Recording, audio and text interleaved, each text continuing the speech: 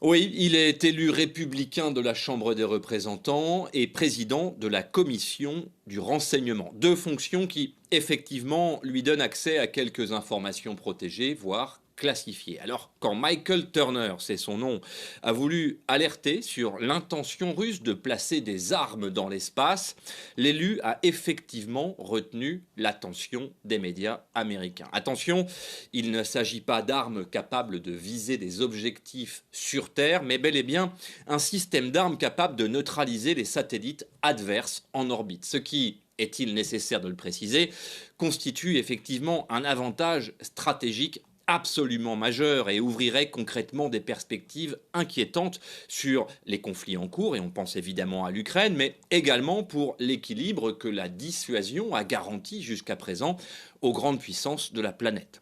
Il a fallu que le célèbre New York Times s'empare du dossier pour que la Maison-Blanche réagisse timidement en précisant qu'il n'y avait pas de raison de s'alarmer pour le moment.